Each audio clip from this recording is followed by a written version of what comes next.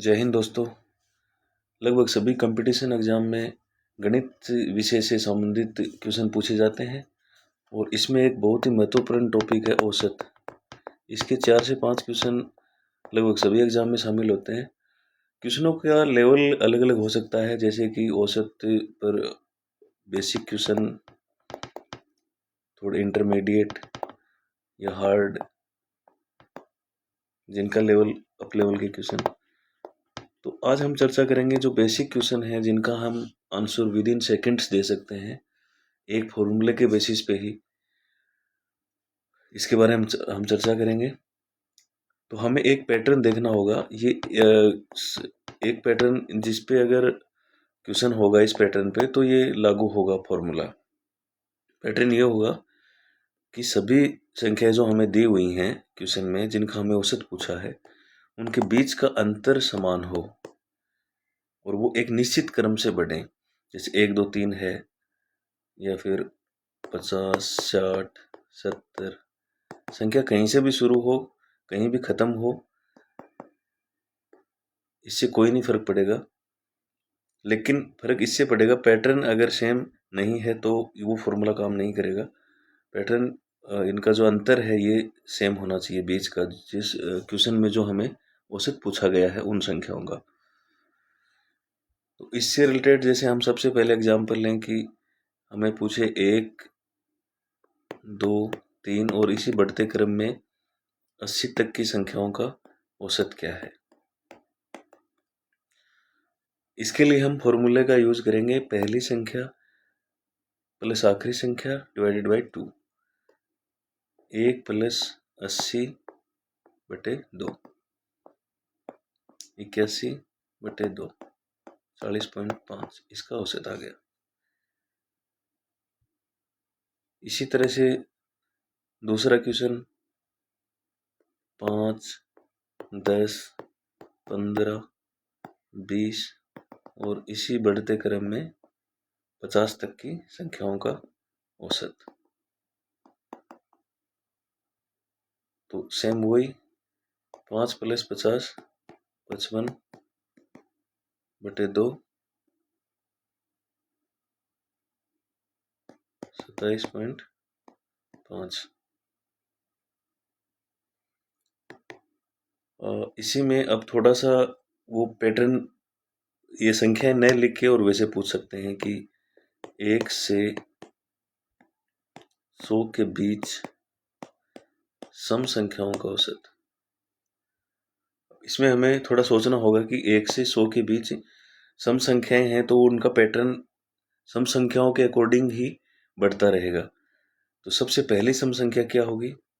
1 तो सम है नहीं, इसके बाद 2 और आखिरी 100 खुद एक सम संख्या है। तो 2 और 100, हमें पहली और आखिरी दो ही संख्याएं चाहिए थी, मिल गई। 100 प्लस 2 102/100/2, 51।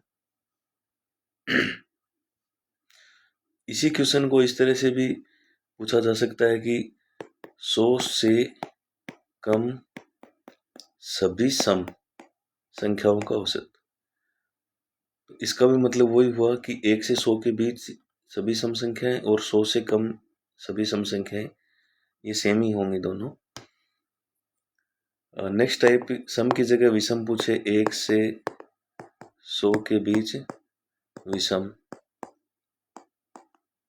विषम संख्याओं का औसत। पहली विषम संख्या 1 और आखिरी विषम संख्या 100 सम संख्या 100 से कम 99। तो 99 प्लस 1 100/2, 50। किसी क्रम से रेंडमली कोई भी क्रम, जैसे 3 7 7 4 11 11 4 15 और इस तरह बढ़ता हुआ 79 तक। तो क्योंकि समान क्रम से बढ़ रही हैं, दोनों में अंतर 4 4 का है, सभी में आपस का अंतर।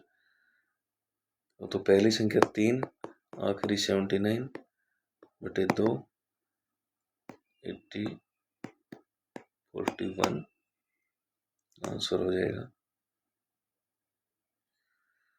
अब संख्या न देके हमें और थोड़ा ट्रिकी क्वेश्चन इसी में बेसिक में डाल दे कि प्रथम 50 प्राकृतिक संख्याओं का औसत। प्राकृतिक संख्याएं, नेचुरल नंबर,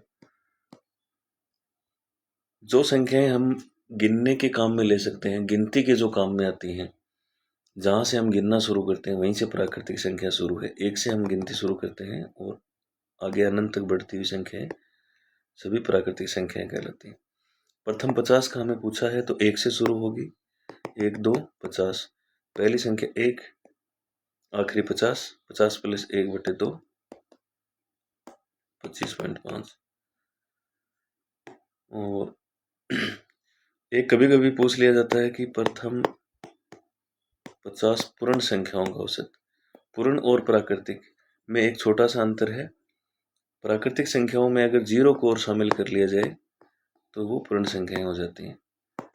प्रथम 50 का हमें पूछा है तो पहली संख्या है वो 0 होगी हमारी, दूसरी 1 होगी, तीसरी 2 होगी, चौथी 3 होगी, इसी तरह 50वीं हमारी होगी 49। यहाँ कंफ्यूज नहीं होना है, माइंड ऑफ प्रेजेंस रखनी है। पहली संख्या 0 और 50वीं संख्या 49/2 24.5 इसका आंसर। इसी तरह के क्वेश्चन, ये बेसिक एक ही रूल से, एक ही फॉर्मूला से, और अगर पैटर्न पकड़ में आ गया तो विद इन सेकेंड हमारे हो सकते हैं। नेक्स्ट वीडियो में हम इंटरमीडिएट क्वेश्चन जो होंगे औसत के, उनके बारे में बात करेंगे। जय हिंद।